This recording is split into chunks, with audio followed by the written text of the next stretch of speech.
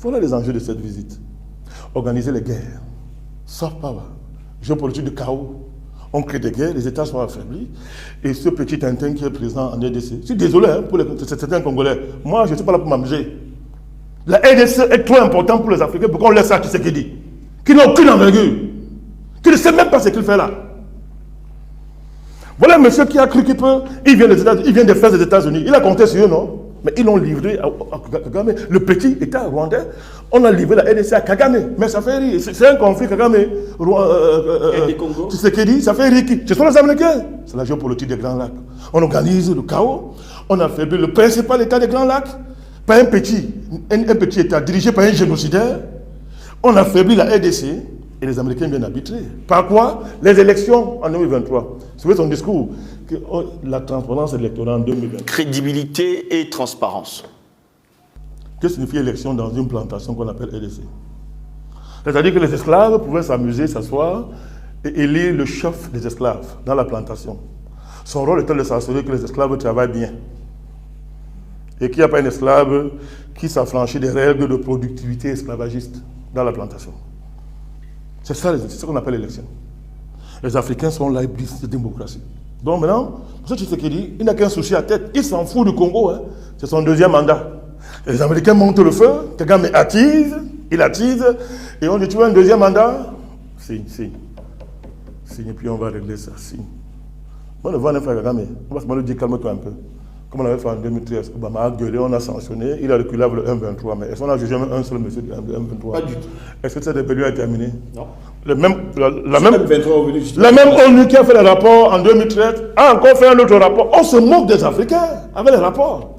Les rapports, c'est la géopolitique. C'est pour allumer le feu, venir éteindre l'incendie et imposer la facture de l'extinction de l'incendie qui est 2 fois, 5 fois, 10 fois la facture de l'allumage du feu. Mais qu'est-ce qu'on va faire dans ce continent pour que les Africains comprennent ça? Qu'est-ce qu'on va faire?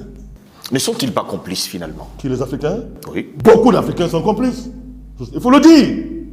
Beaucoup d'Africains sont complices. Beaucoup. Ils sont nombreux. Qui n'aiment pas le continent. Ils ont la peau noire. Ils sont très nombreux. Ils croient à la démocratie des femmes. Ils croient qu'un esclave dans une plantation peut voter son chef d'esclave. Et que c'est ça l'enjeu. On est allé couper la tête du maître. De brûler sa maison. L'esclave s'amuse là, aller voter, il va encore qu'on voit sa queue. Après, comme on dit que les Africains sont des singes, nous allons nous fâcher. Mais c'est pour ça qu'on nous maltraite en Chine un peu partout. Pourquoi voulez-vous qu'on vous respecte quand vous vous comportez comme ça au XXIe siècle, où tous les peuples sont conscients des enjeux, mon cher Jocelyn? Oui. Pourquoi voulez-vous qu'en Chine, partout on nous respecte quand nous on se comporte comme ça? On regarde votre président, c'est qui? Mais on sait ce que vous valez. C'est-à-dire, où est-ce que le Rwanda peut parler fort à un mastodonte comme la RDC? Dites-moi comment c'est possible. Les Congolais ne comprennent pas que leur problème est ailleurs. Ils passent le temps à s'affronter. En tribu, en clan. Ils sont plus belges que Congolais. Maintenant, ils sont américains. Ils ne comprennent pas cette affaire. Qu'est-ce qui amène les Rwandais à croire qu'ils sont différents des Congolais? Si on veut regarder la grande géo-ethnie africaine, un Rwandais, ce n'est pas un Congolais. Totalement. Mais on a fabriqué une nouvelle race. Les géants aux yeux blonds africains. Et Kagame, il est dans ça. On appelle celui-là, ce truc-là, on appelle ça grand dirigeant. Et on veut qu'on accepte ça. Voilà ça. Blinken, depuis que les démocrates sont revenus au pouvoir, vous voulez mettre le feu partout dans le monde. Mais ouvrez un peu les yeux. Mais ce sont des malades mentaux, les démocrates. Ce sont des criminels. Les Joe Biden, tous ceux-là, la chose là qui est vice-président, toutes ces racailles-là, les Macron. Mais ce sont des criminels. Depuis que les démocrates sont arrivés au pouvoir, le feu s'allume partout dans le monde. Ce n'est pas le hasard. Vous voulez déroger le tapis rouge. Vous ne voulez pas vous battre contre vos ennemis. Vous adorez vos bourreaux.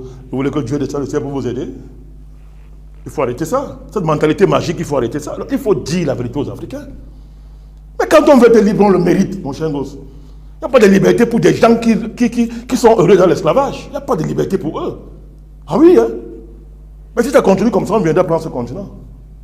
D'abord, le projet est arrêté. Il est même très avancé. Comment effacer les Africains de leur continent et venir s'occuper du jardin d'Éden? Parce que quand les gens ne sont pas dignes du jardin d'Éden, on les chasse de là. Exactement. On les chasse de là. Mais c'est quel comportement? Qu'est-ce que c'est Blinken vient en Afrique, on le reçoit? Il n'a même pas reçu un caillou. Et son avion va s'envoler là, même pas recevoir un caillou. En Afrique, alors qu'il vient vous insulter, vous narguer.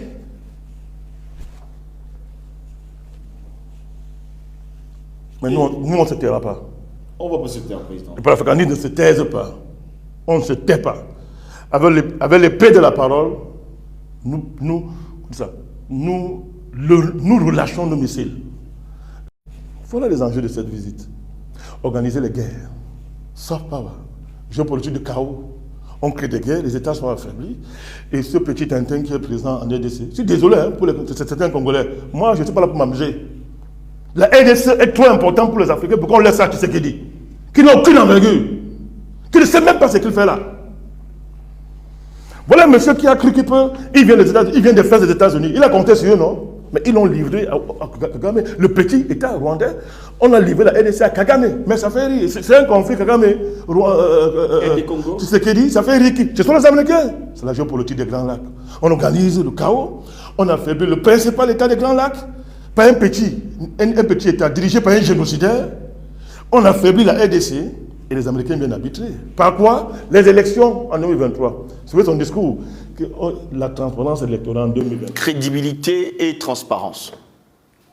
Que signifie élection dans une plantation qu'on appelle RDC? C'est-à-dire que les esclaves pouvaient s'amuser, s'asseoir et élire le chef des esclaves dans la plantation. Son rôle était de s'assurer que les esclaves travaillent bien. Et qu'il n'y a pas un esclave qui s'affranchit des règles de productivité esclavagiste dans la plantation. C'est ça qu'on appelle l'élection. Les Africains sont là, ils disent de démocratie. Donc maintenant, pour ce qui dit, il n'a qu'un souci à tête. Il s'en fout du Congo. Hein. C'est son deuxième mandat. Et les Américains montent le feu. Kagame attise, il attise. Et on dit, tu veux un deuxième mandat? Signe. Et puis on va régler ça. Signe. On ne voit pas Kagame. On va se dire, calme-toi un peu. Comme on avait fait en 2013, Obama a gueulé, on a sanctionné, il a reculé avec le 1,23. Mais est-ce qu'on a jugé un seul monsieur du 1,23? Pas du tout. Est-ce que cette rébellion est terminée? Non. La même ONU qui a fait le rapport en 2013 a encore fait un autre rapport. On se moque des Africains avec les rapports. Les rapports, c'est la géopolitique. C'est pour allumer le feu, venir éteindre l'incendie et poser la facture de l'extinction de l'incendie qui est 2 fois, 5 fois, 10 fois la facture de l'allumage du feu. Mais qu'est-ce qu'on va faire dans ce continent pour que les Africains comprennent ça? Qu'est-ce qu'on va faire? Ne sont-ils pas complices finalement? Qui, les Africains? Oui. Beaucoup d'Africains sont complices. Il faut le dire. Beaucoup d'Africains sont complices. Beaucoup. Ils sont nombreux. Qui n'aiment pas le continent. Ils ont la peau noire. Ils sont très nombreux. Ils croient à la démocratie des femmes. Ils croient qu'un esclave dans une plantation peut voter son chef d'esclave. Et que c'est ça l'enjeu. On est allé couper la tête du mec. De brûler sa maison. L'esclave s'amuse là, aller voter, il va encore qu'on voit sa queue. Après, comme on dit que les Africains sont des singes, nous allons nous fâcher. Mais c'est pour ça qu'on nous maltraite en Chine et un peu partout. Pourquoi voulez-vous qu'on vous respecte quand vous vous comportez comme ça au XXIe siècle, où tous les peuples sont conscients des enjeux, mon cher Jocelyn? Oui. Pourquoi voulez-vous qu'en Chine, partout on nous respecte quand nous on se comporte comme ça? On regarde votre président, c'est qui? On sait ce que vous valez. C'est-à-dire, où est-ce que le Rwanda peut parler fort à un mastodonte comme la RDC? Dites-moi comment c'est possible. Les Congolais ne comprennent pas que leur problème est ailleurs. Ils passent le temps à s'affronter. En tribu, en clan. Ils sont plus belges que Congolais. Maintenant, ils sont américains. Ils ne comprennent pas ce qu'a fait. Qu'est-ce qui amène les Rwandais à croire qu'ils sont différents des Congolais? Si on veut regarder la grande géo-ethnie africaine, un Rwandais, ce n'est pas un Congolais. Totalement. Mais on a fabriqué une nouvelle race. Les géants aux yeux blonds africains. Et Kagame, il est dans ça. On appelle celui-là, ce truc-là, on appelle ça grand dirigeant. Et on veut qu'on accepte ça. Voilà ça. Blinken, depuis que les démocrates sont revenus au pouvoir, vous mettez le feu partout dans le monde. Mais ouvrez un peu les yeux. Mais ce sont des malades mentaux, les démocrates. Ce sont des criminels. Les Joe Biden, tout cela, la chose là qui est vice-président, toutes ces racailles-là, les Macron. Mais ce sont des criminels. Depuis que les démocrates sont arrivés au pouvoir, le feu s'allume partout dans le monde. Ce n'est pas le hasard. Vous voulez déroger le tapis rouge. Vous ne voulez pas vous battre contre vos ennemis. Vous adorez vos bourreaux. Vous voulez que Dieu descende du ciel pour vous aider. Il faut arrêter ça. Cette mentalité magique, il faut arrêter ça. Alors, il faut dire la vérité aux Africains. Mais quand on veut être libre, on le mérite, mon cher gosse. Il n'y a pas de liberté pour des gens qui sont heureux dans l'esclavage. Il n'y a pas de liberté pour eux. Ah oui, hein? Mais si ça continue comme ça, on viendra prendre ce continent. D'abord, le projet est arrêté. Il est même très avancé. Comment effacer les Africains de leur continent et venir s'occuper du jardin d'Éden? Parce que quand les gens ne sont pas dignes du jardin d'Éden, on les chasse de là. Exactement. On les chasse de là. Mais c'est quel comportement? Qu'est-ce que Blinken vient en Afrique, on le reçoit? Il n'a même pas reçu un caillou.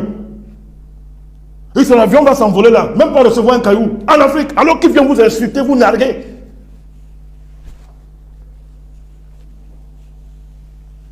Mais nous, on ne se taira pas. On va pas se taire, président. Le panafricanisme ne se taise pas. On ne se tait pas. Avec l'épée de la parole, nous relâchons nos missiles.